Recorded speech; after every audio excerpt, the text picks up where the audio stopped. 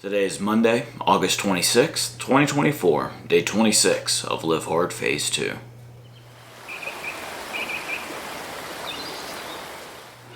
We are coming down to the end. I have 4 days left, and today is another win. In addition to completing all 5 of my critical tasks, I have gotten all 5 items on my power list done.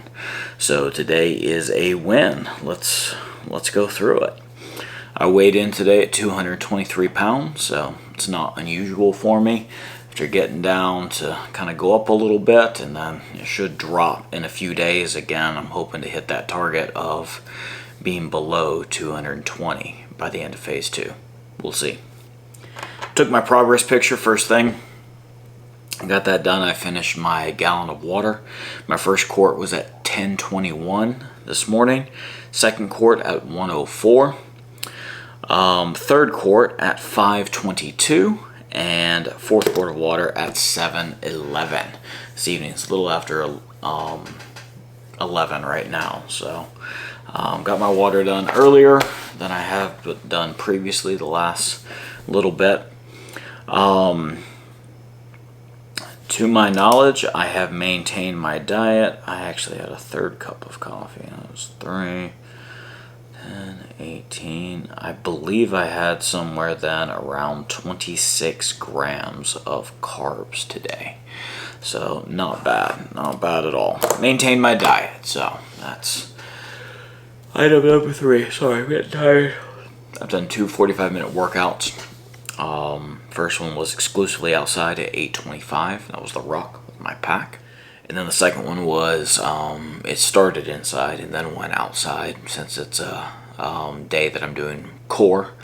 So I do sit-ups inside, end up doing planks outside. So it looks like, I did 90 sit-ups today, and I planked for a total of 6 minutes and 36 seconds. So 1 minute and 6 second planks. So by adding another 2 seconds in 2 days, that will go up to 6:48, and then the last day will be 7 minutes worth of planks. That also means that for sit-ups, the next time I do it, which will be in 2 days, which will be on Wednesday, it'll be 95 sit-ups, and then we'll finish with 100 sit-ups for the last day of phase 2. All right, that should be on Friday. And so that's the workouts. That's done. So progress picture, water, diet, workouts, reading. Today I finished Start Your Own Corporation. Read the last 2 chapters, 20 and 21. That was pages 237 to 249. So just a little bit over 10 pages there. Chapter 20 is called What Happens at the End. So talking about dissolving your corporation, the legal entity, and such when it comes time for that. Chapter 21, 7 steps to achieve limited liability. So just kind of a summary of stuff and good closing advice at the end. So I only wrote down, I think, one thing for chapter 20, and here's what Garrett Sutton wrote. An option to consider: do not dissolve the company. He's like, it's much more beneficial to keep it going than to go through all the procedure to actually close it down, all right, and such. So if you want to know more details about that, I recommend that you read the book. So there we go. Last bit of advice in chapter 21. In selecting and building a group of advisors, be sure to work with people you like and trust, and then feel free to replace members of your team if they're not performing for you. So professionals on your team that you may want are an attorney, an accountant, a graphic designer, engineers perhaps, if you need some design work done for an actual product, an item and such, consultants, etc. However, the true source of your success is going to come from within you. As the entrepreneur, you are the one that has the vision, that has the goals, that has the most passion for the project. And these other people, you're not hiring them full time, but you pay the accountant fee. You pay the attorney's fees. You get people that you know that you can work with, that are reliable, and that when you need them, they'll be there for you. Eventually, you'll get to the point where you can hire all these people yourself, and they can work for you. But until that time, it pays to do some research and actually interview these different people and see if they're a good fit for you and see if they can help you accomplish your goals. So that's something I'm going to have to be going through in the next year or so, finding competent people to be on my team to build the businesses that I have planned. So good advice, good book. I'm actually going to begin Garrett Sutton, or another one of Garrett Sutton's book, Fail Not Fail. So I'm going to be starting that tomorrow. So yeah, that's the book I'm going to pick up since I finished this one today. Because today is the 26th, I read Proverbs chapter 26, and I've got 5 verses, it looks like, that I need to read to you. Verses 4, 5, 17, 20, and 22. So 4 and 5 kind of go hand in hand. It's kind of two sides of the same coin here. Here we go. Proverbs 26, 4 and 5. Answer not a fool according to his folly, lest thou be like unto him. Answer a fool according to his folly, lest he be wise in his own conceit. All right. It's kind of interesting. Answer not a fool according to his folly, or else you'll be a fool just like him. All right. Answer a fool according to his folly, lest he be wise in his own conceit. So it's kind of, there's no winning with a fool. If you answer a fool according to his folly, you're just like him. There is a bug crawling here, and I don't know what that is. Well, I got him, a little fella. Anyway, but if you answer a fool, or if you answer a fool according to his folly, verse 5, answer a fool according to his folly. So it's not saying don't do it. He's saying, yeah, you better give him an answer, or else the fool will be wise in his own conceit. So be like, I told you so. See, you don't have anything. We've met people like this. That's why I think the higher road there is just to ignore the fool. Let him be wise in his own conceits. All right. There's no need to bring yourself down to a foolish person, someone who's not teachable, someone who can't learn, who doesn't want to know the truth. There's nothing you can say that's going to change that person's mind. So just don't be like them. Verse 17, Proverbs 26, 17. He that passeth by and meddleth with strife belonging not to him is like one that taketh a dog by the ears.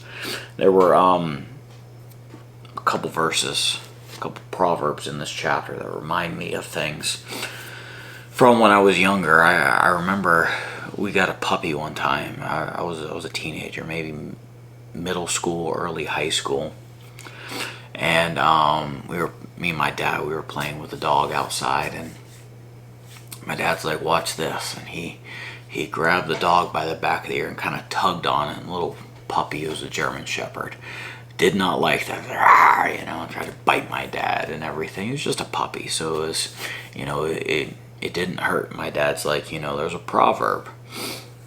There's a proverb that says that someone that gets involved in other people's business is like a person taking a dog by the ear. That's going to get you bit. All right, if you do that to a grown dog, full-size dog, you just grab that thing by the ear, it's probably going to bite you. There's no need to go grab a dog by the ear. Just like there's no need to insert yourself into someone else's business. There's just not. Let it go.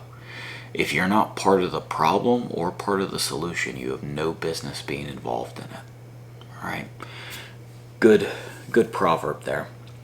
Verse 20, Proverbs 26:20. Where no wood is, there the fire goeth out. So where there is no talebearer, the strife ceaseth. It's good advice. This is another time. I was in high school. I was working a summer job, and we were on this property. It was actually a church property, and we were clearing a fence line, and we took down a lot of brush, and I think there was a tree that had fallen. We were just clearing a lot of dead things, and we stacked it all in a pile in a field and had to burn it. And there was part of it, because part of it was brush that was still green, but there was a lot of dry stuff in there, so it was an interesting mix. And for some reason, the assistant pastor came by I don't know why. He's in a tie and everything, but he was the kind of guy, I think he may have been a little bit crazy, but in a good way, like in a fun way. But he saw we were having trouble keeping the fire going, and he tucks his tie into the shirt, grabs some wood, throws it on this huge bonfire that we're doing, just smoke everywhere, and he's out there in dress shoes, dress pants, dress shirt, tie, throwing stuff on, and he's like, there's a proverb that says, where no wood is, the fire goeth out. He's like, you gotta add wood, boys. And so we kind of took his lead, and it's like, yeah, of course, it makes sense. We were fine just to sit there and let it smolder and burn. We were getting paid by the hour. We didn't care. But he was trying to teach us a lesson there, and using a proverb to do that. So there were a couple things from my teen years that were brought to my memory today going through this. But no, it's good. If you remove the person who is lying, who is spreading lies, you remove them, things get better. The fire goes out. All right? Just like no wood, the fire goes out. You remove the person who's lying, causing strife, causing problems, and the strife ceases. All right? We've had issues like that in our lives, things that we've had to deal with where we've had to remove people, and then there was peace. All right? Just applying the Proverbs here. Last verse, verse 22. The words of a talebearer are as wounds, and they go down into the innermost parts of the belly.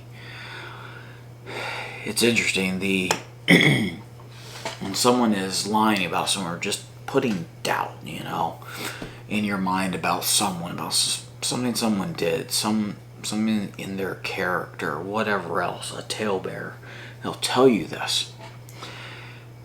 And for some reason, the negative things, the lies, even if it's not lies, even if it's just mistakes from a former life, whatever else,